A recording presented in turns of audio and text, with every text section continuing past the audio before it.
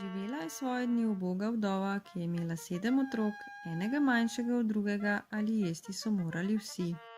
Od zore do mraka je morala mati služiti vsakdanji kruh. Le ob dolgih zimskih večerih je imela toliko časa, da je naredila otrokom srajčice, da bi ne hodili goli po svetu. Vsak otrok je imel po eno srajčico in ko je bila starejšemu pretesna, jo je dobil vselej mlajši.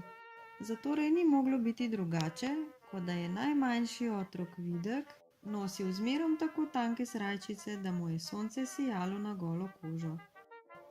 Videk je bil deček komaj 4 leta star, zelo bistroumen ter je imel posebno rad živalce in cvetlice.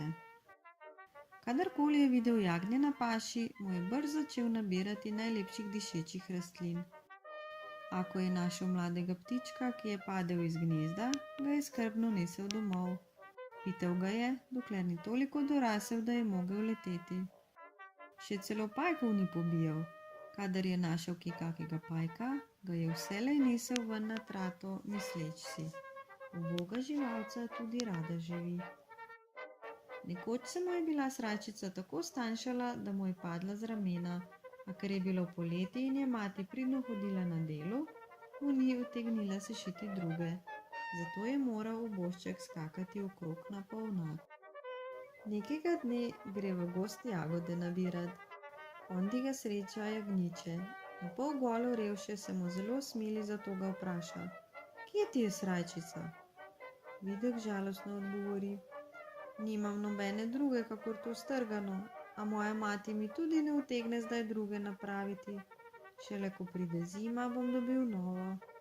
To se ve, da popolnoma nova ne bo, ker take dobiva le moja najstarejša sestrica, a moja bo le stara. Oj, kako rad bi imel vsaj eno novo srajčico.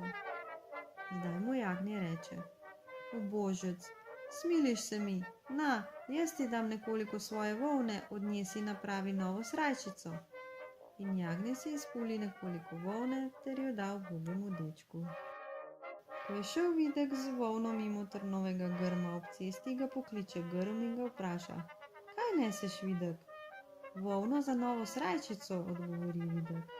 Daj jo sem, da ti jo izmičem, mu reče grm. Videk mu da volno in grm mu je sem ter tja vijoč trnove veje izvrstno izmikal volno. Varno jo nosi, da se ti ne zmede, reče grm, ko konča svoje delo in poda volno veselemu Vidku.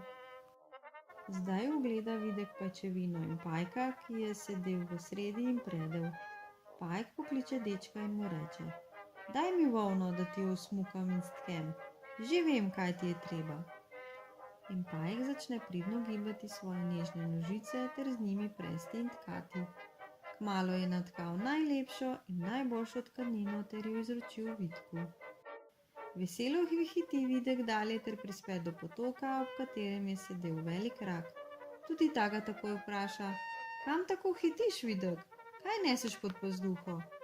Tkanino za svojo srajčico, odgovori Videk. Ravno na pravega si naletel, reče rak. Brž mi jo daj sem, da ti jo prikrojim.